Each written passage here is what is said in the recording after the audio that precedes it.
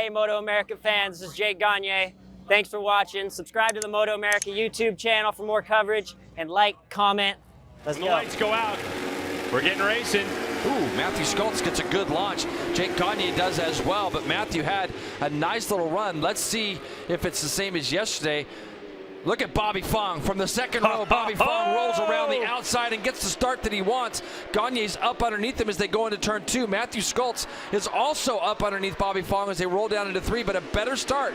Just like Bobby said, he wanted to get a good start, Greg, and then try to do something towards the end of the race with these guys. But now Matthew Schultz has got the start he needed where he could be right up behind the 32 of Gagne. He's got to not let him get too far out on this first lap or two. What's so impressive about the M4XR Suzuki of Bobby Fong, and talking to Frank Aragaki, his crew chief, earlier today, was that their biggest struggle is when the bike is full of fuel and on fresh tires. The bike starts to work better as the tire life starts to beat in and wear off a little bit. So Bobby Fong with a good start, but you could see early on he was up and out of the saddle. That allowed Gagne and Schultz to get around. Peterson has also made his way up through there into 4th, and also Tony Elias has gone a little bit backwards as Herron has made the pass on Tony Elias also. So Tony was like, what was he, 3rd or 4th coming up over the top of the hill? 4th, I believe, coming up over the top of turn 2, and he's quickly rushed back to 6th spot. But you can see that little bit of a gap. Gagne on those fresh Dunlop tires, just a little bit better as he normally is. But Schultz done a nice job to kind of keep him in touch. Bobby Fong is really the big mover on this lap. He puts himself early into a podium position. If 3rd in the championship makes a difference, especially at the end of the year. Bonus. Oh, and it looks like Bobby. Is that going to be Fong down? Just as I was talking about, Fong was only 15 points behind his teammate for 3rd spot. So Bobby Fong puts his M4XR Suzuki on the ground. He's trying to get it up to see if it's rideable. So now that's going to move this battle all of a sudden, shifting down to Josh Herron for 3rd. So Gagne comes across the stripe. A 120.0 for Gagne and a new race lap record for Jake Gagne. And how about Matthew Schultz goes 20.3, which was our previous lap record before. So Matthew Schultz also matching the time that Cameron Beaubier did last year, but Gagne smashing it. As you can see here, Bobby Fong gets into turn 9, Greg. A little too much front brake pressure. He's going to lose the front. Couple little bumps in there. I've heard a couple of the riders saying you're going to be able to see it right here. He's going to go over, and you can see there's a little bit of a transition, and he just loses the front. Yeah, that was the backside of that new asphalt that was laid down. Some riders commenting it feels like a tabletop for Bobby Fong and the M4XR Suzuki team. Jason, even this late in the season, they don't have a good baseline setting that seems to work. As Peterson looks like he's holding a tighter line, tried to go up the inside on Herron. He won't get that done, but Herron a little wide. Is the door open for Cam Peterson to go by? Yes. So now M4XR Suzuki's Cam Peterson, where Bobby Fong exited the final spot on the podium moments ago. Now Cam Peterson owns it for the moment. Yeah, this is going to be a big battle all the way. And you can see Loris Baz has tucked himself right in behind this trio in front of him. They're going to do their best to try to, he's going to try to do his best to get that Ducati up front. Herron's now going to make another run on Cam Peterson as they get down into turn number 1. And look at Tony Elias. He gets in there really deep. Is he going to make the corner, Greg? No! Tony's down! Tony ends up crashing. You can see that happen really early. He was in there extremely deep. Just kept on trying his best to get that bike to turn. He had let off the brake lever, and you can see, Greg, it just slowly started to lose the front. So that's going to be a product of having a double bike draft coming down that front straightaway, and he's going to get into that corner just a little bit too deep and just wasn't able to get it turned.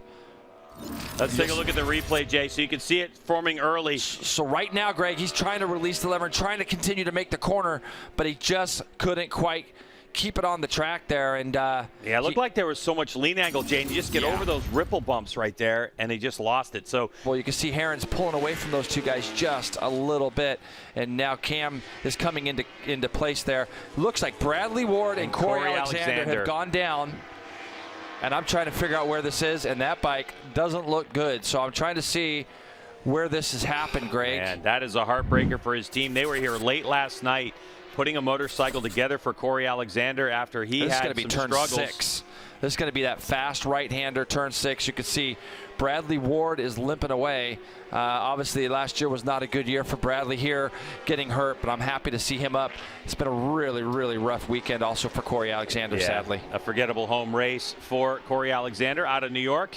Herron is just gapping these guys ever so slightly. Not quite a full second but now Baz looks like he's in a big hurry to try to do something and go past Cam. That is a really hard place to do that, and that was a good solid pass as they went into turn 5. That kink, Greg, we know there's not a lot of room there. Hey, look, and there's been no love lost on the racetrack between Cameron Peterson and Loris Baz, as well as Matthew Schultz. You know, so Baz, I guarantee you, under his helmet, enjoyed making that pass. Nice and clean, but aggressive at the same time, and he caught Baz. Baz caught Peterson by surprise. Yeah, because he sees Herron getting away.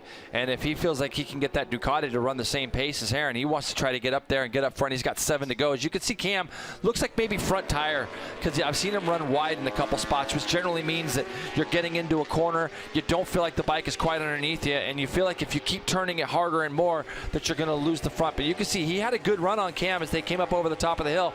Cam sits up, Baz goes straight to the apex. Cam knows he's there, sits the bike up just a little as that Warhorse Ducati gets shoved right up underneath him and gets through to that 4th place spot. Now we'll see if he can catch up to Herron at all. Let's get down to Jamie. Baz is close enough. He might try to do something in this turn 5 area again. Let's see how good they can both get out of here. That's Joe Giannotto just in front of them. Yeah, you're going to see. Look at the attitude of Baz's body position. Nice move by Herron. Really good. But is a little bit wide, but no dramas. Baz has to go really tight. Can he get a turn? Giannotto. And so that really didn't net much. It's still a couple of bike lengths between these two as the white flag flies. We are on the final lap as Gagne, 9.5 seconds ahead of Schultz. He's on his way to another win. But who's going to occupy the final step on the podium? Boy, yeah, corners are running out for Baz. Really hard for Baz to do anything down through here. Unless he can get in the draft, possibly come into the line. I just don't think he's going to be close enough. Herron's got to do everything he can and just get through this left-hander as clean as possible. As you can see, Gagne is onto the front straightaway in a mix of back markers. Gagne wins. Gagne wins that race. And here comes the battle for third. Onto the front straightaway they come. Baz underneath the bubble, big drive.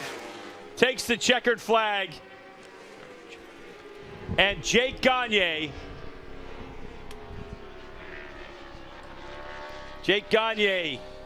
able to win this one. Matthew Schultz, Josh Herron, Loris Baz, Cameron Peterson. And how about this guy? Fresh and lean attack performance Yamahas, Jake Gagne, your 2021 HONOS Superbike champion with that race win. Wow, all focused just on a race, and he does it by breaking Cameron Beaubier's New Jersey Motorsports Park track record. What a statement. 9.5 seconds, the margin of victory. And the work from last night to improve the fresh and lean attack performance Yamaha nets him a track record, another win, and his first HONOS Superbike Championship. Just an incredible year for Jake Gagne, and you can see basically, he just wants to keep winning races, and getting the congrats there from Herron. All you can do is give respect when you know the guy's on the exact same bike as you, the same team and everything else, and what Gagne's put together, and you can see Herron doing that right there, giving Gagne a lot of respect there, and now Greg, he can focus on the championship that he's just finally won. Let's go!